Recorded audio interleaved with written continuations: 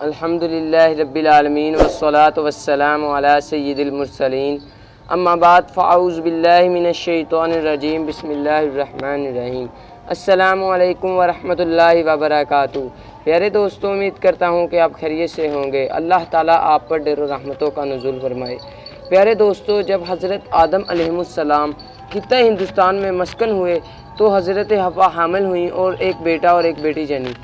بیٹے کا نام قابیل اور بیٹی کا نام اکلیمہ رکھا، وہ نہایت خوبصورت تھے۔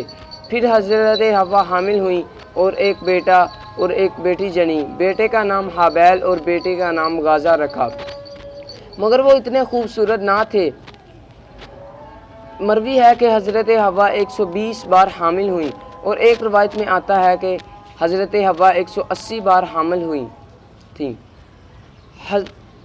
قابیل جب ماں کے پیٹ میں تھے تو وہ جنت میں تھے، اور جب پیدا ہوئے تو دنیا میں پیدا ہوئے، چونکہ جنت پاک ہے نہ جائے خون آلودگی کے۔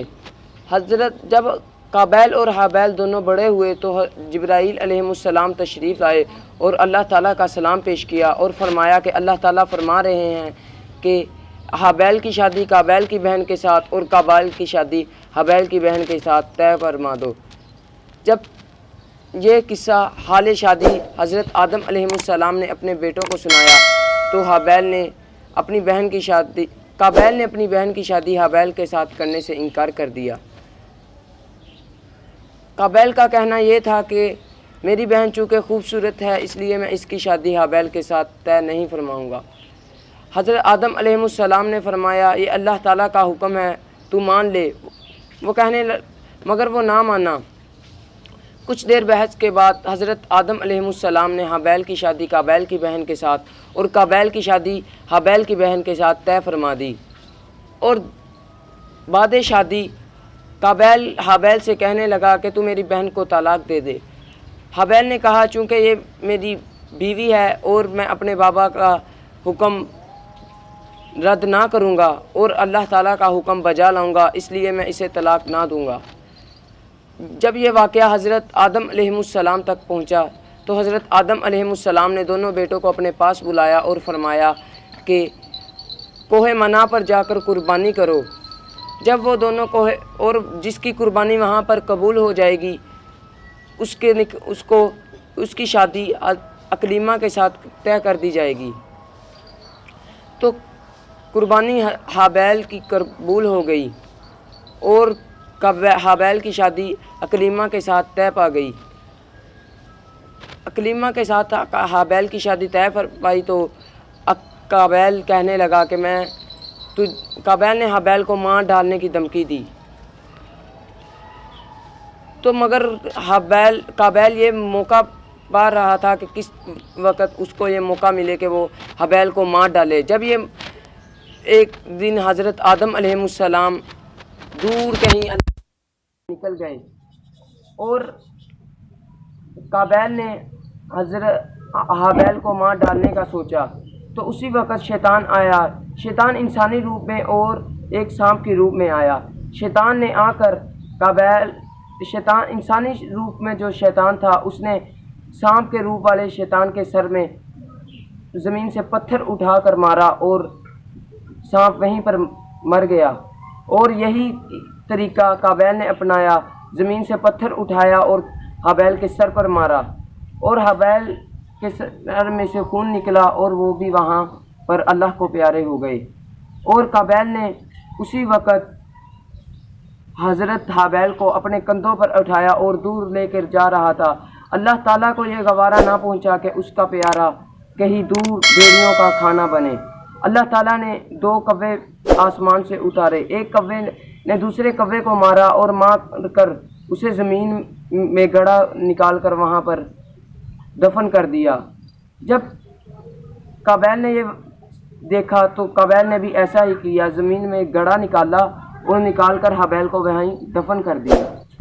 جب قابیل یہ کام کر واپس لوٹ رہا تھا تو اللہ تعالیٰ نے زمین کو حکم دیا کہ اے زمین قابیل کو اپنے اندر دنس لے، اور قابیل زمین میں دنسنا شروع ہو گیا۔ قابیل نے بہت پریشان قابیل ہو گیا اور قابیل نے فرمایا یا الہی، جس کلمہ شریف کے صدقے جو کلمہ عرش پر لکھا ہوا ہے اس کلمہ کے صدقے جس کے صدقے تو نے میرے بابا کو معاف فرمایا تھا، اسی کلمے کے صدقے مجھے بھی معاف فرما۔